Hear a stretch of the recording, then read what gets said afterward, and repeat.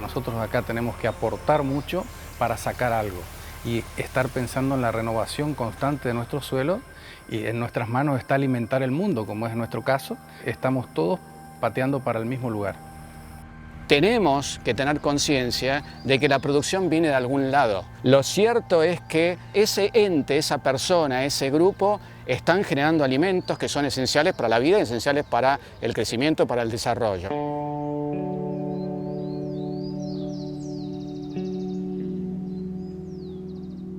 A principios del siglo pasado había 1.650 millones de habitantes.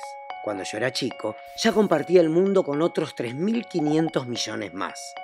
Hoy somos más de 7.500 millones de bocas para alimentar a diario. Y para cuando terminen de ver este capítulo, habrá 500 nuevas.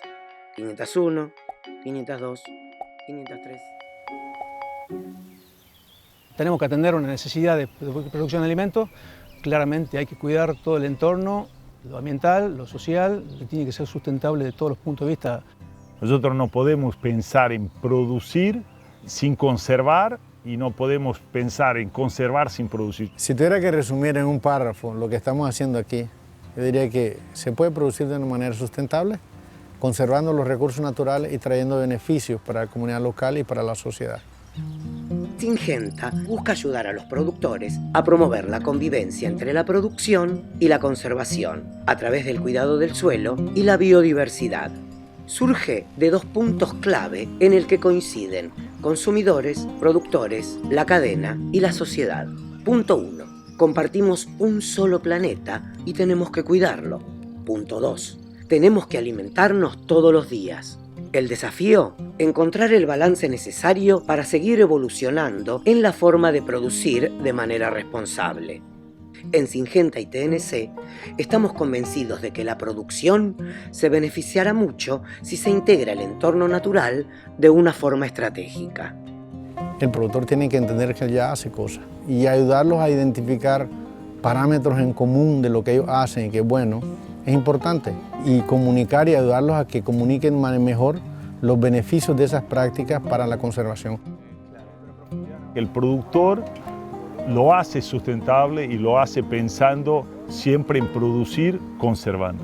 Creo que algo no se puede hacer solo, digamos, todo esto tiene que elaborarse en conjunto, tiene que ser toda una movida general y total desde la política, desde la parte privada, pública. La propuesta desde el Consejo Municipal es trabajar en forma articulada con todas las instituciones del medio.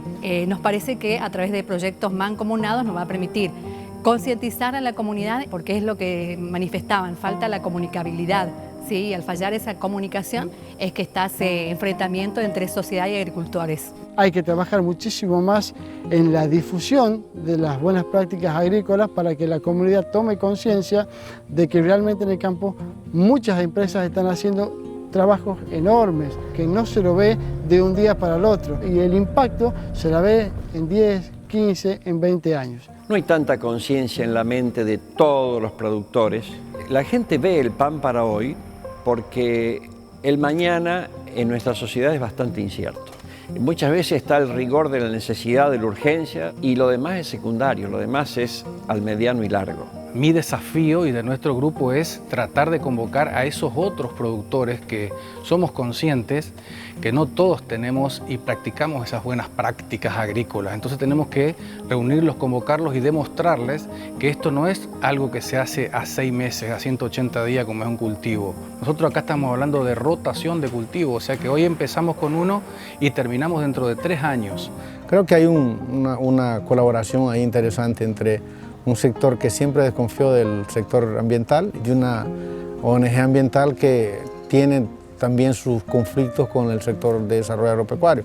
Pero mucho de lo que hemos aprendido con ellos nos dice que la gran mayoría de ellos quieren hacer las cosas bien. En general, los que vivimos en la ciudad sabemos muy poco de lo que pasa en el campo. Para entender todo el trabajo que se hace allí, te sugiero un ejercicio muy simple. Abrí tu heladera. ¿Qué ves? Yo veo un tomate, acelga, queso, leche, carne y trabajo. El trabajo de un montón de gente. Una cadena que empieza en el campo, pero que nos une a todos en la mesa.